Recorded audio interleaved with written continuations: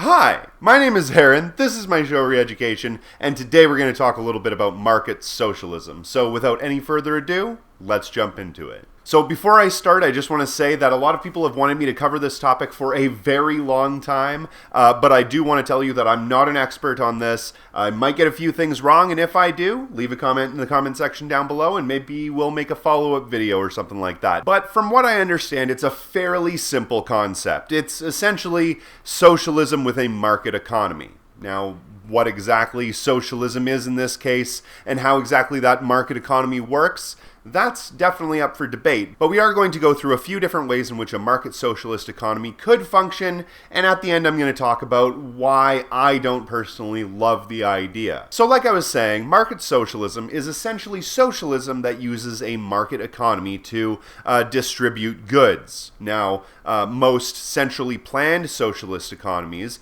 would use a centrally planned system to distribute goods. So, in other words, a centralized body would determine where the goods are needed most, and they would send them there. For instance, if there's a city, they would send more hot dogs and hamburgers and sausages and so forth to the city than they would to a rural part of the country. Or the other method that could be used that is completely different from a market system is essentially a giving or gift economy, which is based essentially around need, distributing goods wherever people need them most. Now, all of these systems obviously have internal problems. I personally like the idea of a primarily gift or giving economy mixed with a certain amount of a plan, at least in the idea of having some sort of agreed goal that we want to achieve. For instance, gearing our entire economy towards trying to prevent catastrophic global climate change. That's probably a very decent goal, along with a lot of other things. We want to eliminate work. We want to automate most of the businesses and that sort of thing. And I just got a small dog that came and sat right down at my feet. Say hello, small dog. But like I was saying, market socialism works on a completely different system than the ones that I was just talking about. Essentially, it works under a similar principle to that of capitalism, where we have forces like supply and demand and trying to maximize productivity within a market. But there are a few major differences from that of capitalism. In most market socialist systems, we usually have the implementation of a very strong worker cooperative sector, which is basically when the employees own and control and run their own businesses. And that makes a huge difference because instead of individually trying to profit off of goods or services that you produce, the entire corporation or the entire firm profits by making a better or more lucrative product, which is a great thing because it would basically be able to eliminate the idea of having individual billionaires, at least to a large degree. Now, that doesn't mean that individual firms couldn't become very, very large, and in doing so create some sort of monopoly or of billionaire class that happens to work in one industry, but we'll talk about how we would regulate those things through the two basic forms of market socialism, authoritarian and libertarian. Like most things. Now, in an authoritarian market socialist state, essentially what you would have is a very strong state that regulates and controls the market system to a large degree so certain bad things can't happen. For instance, you wouldn't be able to get away with not paying health care or hiring outside of your worker cooperative so you can get cheap labor, that sort of thing. The state itself would set prices, but the workers would be able to control and own their workplaces democratically. Profits would usually be distributed by the state to the entire population, or specifically to individuals who worked at a firm, or both, depending on how it would work. Surplus value, or the surplus profit that any one of these firms created, could be donated to the state or to the public to pay for things like UBI or public finance, so they could pay for roads and schools, that sort of thing. And to a certain degree, the state could own and control a lot of this industry and distribute a lot of the products of that labor based on need. So people who are greatly in need of food would be able to get access to it first. Some people have even theorized that instead of having a board of director or some individuals that hold the most amount of shares in a company being the ones that control the business, most publicly owned businesses would be owned and controlled by a Bureau of Public Ownership, which would then represent the people and would be able to organize labor and distribute wealth democratically throughout the people. Assumably, that is the hope anyway. Now, that is the authoritarian market socialism version, where you have a very strong state controlling all of the industry and making sure that certain aspects of capitalism don't become coercive or dominant. But you obviously have a lot of major problems when you install some sort of state to own and control everything. Number one would be whoever has control of that state would probably want to use that state to maintain their own power. When you have complete control over an entire population, you essentially create a separate class. A ruling class and a class that is ruled, a class that works and does everything for the ruling class. It doesn't matter what the intentions of that class are. If the people that are in charge aren't of the strongest of wills, then they will inevitably become corrupted by it and use that power to further their own ends. And that will essentially just lead to another form of dictatorship. And that's not what we want. We've seen in the past that that sort of system doesn't work. So let's talk about the libertarian form of market socialism. Now, there are many different forms of libertarian market socialism. You could look at mutualism or some aspects of Yugoslavian market socialism, but I'm going to talk about it in a more broad sense in this case. And essentially, a libertarian market socialism would work out to having many different firms owned and controlled by the workers in a basically worker cooperative economy, while also using money and trading and that sort of thing to determine where goods and services are going. But instead of having a strong, powerful state dictating and controlling the whole thing and telling all of the businesses how to do their business, you would basically control all of that through contract and agreement. Somewhat of a free association. And just like before, you could agree to donate a certain amount of your profits to finance UBI or public finance, or distribute goods based on need if certain sectors have more need than others. Now, that sounds really, really good, and I agree that something like that would, in theory, be kind of a cool idea. It would allow for some sort of commodity form to allow certain businesses to be able to trade with one another without really having to change the system as it is now. And we would also have that profit motive, that incentive to get people to theoretically work hard and create the best possible product or maximize efficiency or productivity in whatever sector they work in. But we kind of still have a major problem. And that problem is the incentives. Up until now, I've been trying to give you basically a fair assessment of market socialism, but now I'm just going to jump right in to my own personal opinion. And as far as I'm concerned, when we're dealing with a system that inherently hasn't gotten rid of one of the main tools used for oppression, then we really haven't corrected the system enough for it to actually make any substantial changes. Now you're probably wondering, what is this tool of domination that we haven't gotten rid of? And that is money. So long as we still have money, we still have the wrong sort of incentives, making people try to do certain things that they otherwise wouldn't to maximize their profits instead of maximizing human flourishing or achieving some sort of better world. Now, obviously, it's a lot better to distribute that money to all of the workers that worked hard and created that wealth. Obviously, that would be a great thing.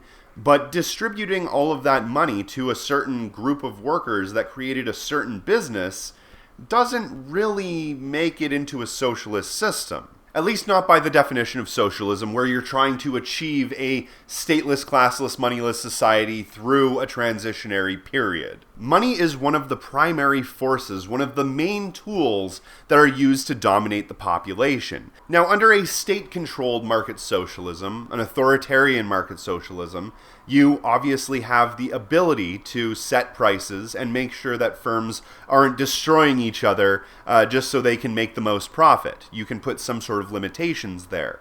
But the problem with having a state is, like I was saying before, it's extremely open to corruption. So once you have control of the state, you're probably not going to want to give up control of that state. Eventually, you will make the maintaining of the state itself the primary focus of all of your energies. But just the same, if you don't eliminate money, then we still have the same problem as we do now, where money is the object that we wish to obtain and do anything we possibly can to get more of it. So really, even in a market socialist system, so long as you keep money and you don't have a state, like I said, the state would cause its own problems, but if you don't have a state in a market socialist economy, then essentially you still have a system that would work towards gaining more profit rather than helping more people. For instance, let's take the system as it is right now, but change a few of the factors. Let's make all of the businesses completely even in all of their profits,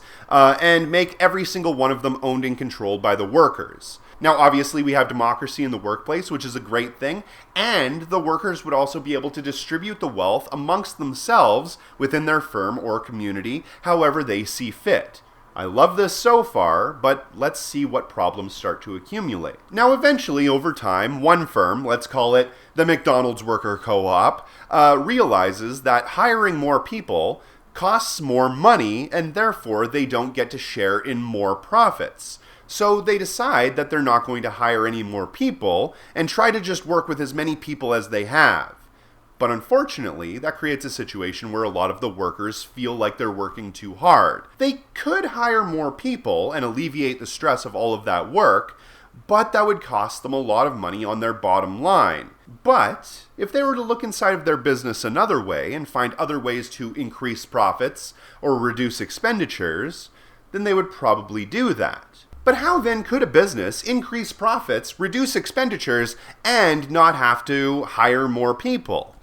Well, they would probably have to cut costs in another sector. For instance, maybe they would start finding cheaper or inferior raw materials that would allow them to create their products for a cheaper price. Or they might look to another country that doesn't have the same sort of system that they do and just outsource the labor to there. I mean, there's nothing really stopping them from doing that aside from a couple of agreements, and if it increases profits, why wouldn't you hire a bunch of people in the third world to work in a sweatshop to make sneakers far cheaper than you would ever have to make in your own country? Now, obviously, not every person inside of a business would agree to do that. Clearly, a lot of people have a good conscience and a strong heart, and they would decide not to be in that position. But some would.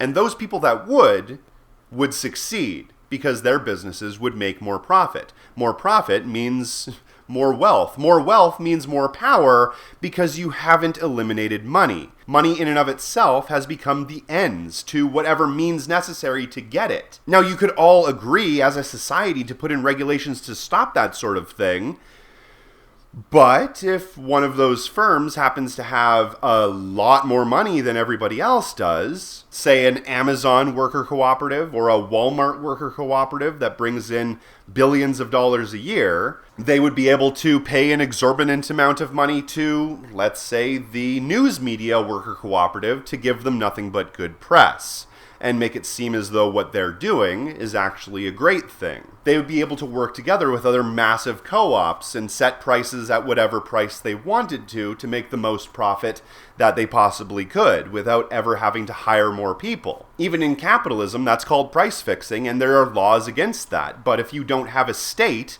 there's nothing really stopping you from doing that. I never thought I would make a pro-state argument in my entire life, but that is one factor that a state with a capitalist system can do. Also, all of the worker cooperatives that start coming out on top and making the most profit could join together and create conglomerate worker cooperatives or monopolies over entire systems. If they didn't create monopolies, they could create oligopolies or many different firms working together just to basically price fix, making sure that any product that they sell doesn't fall below a certain profit motive. For instance, all of the video game publishing worker cooperatives could price fix and make it so that all of the video games they produce would be at least $80. And then that brings you to the question of what happens to the people that don't get to work in the worker cooperatives. I mean, if people are already working in that cooperative and they decide not to hire people from outside of the cooperative,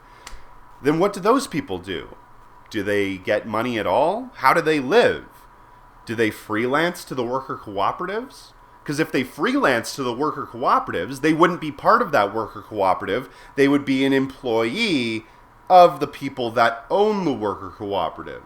And therefore, you have an employer-employee relationship, which is exactly like capitalism.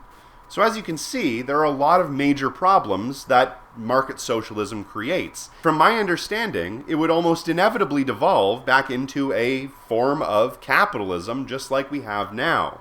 Only there would be many people being rich instead of just a dozen. Now, I don't know if this is entirely true, but I have heard stories where systems like this have been put into place, and the people that worked at one worker cooperative just basically went and burned down the other competition, so there wouldn't be any, and they would be the number one worker cooperative in that sector. Which, even if that isn't true, that should probably be something that would give most people pause. So yeah, that's basically the way I look at it. As far as I'm concerned, it doesn't seem as though market socialism is able to actively work towards eliminating the tools used by people right now to oppress one another. Namely, that being capitalism through the use of money, and the state, if they decide to use the state, through its inherently corruptible nature. There are also other forms of market/socialism that kind of meld together. China kind of has a system like that, but that is completely different from what we're talking about today. But I might make a video of that in the future, so if that's something you're interested in, let me know in the comment section down below. And if I got anything wrong, like I said, please also let me know, because I want to be right, and the best way to be right is to know when you're wrong. So anyway, that's my show. My name is Aaron. If you do get a chance, check out all the links in the description box below. Hit up my merch store because I got a lot of really cool anarchist merch. Make sure you're subscribed to my Patreon and to this channel because they're unsubscribing people every single day. And thank you very much for watching. Have a nice day.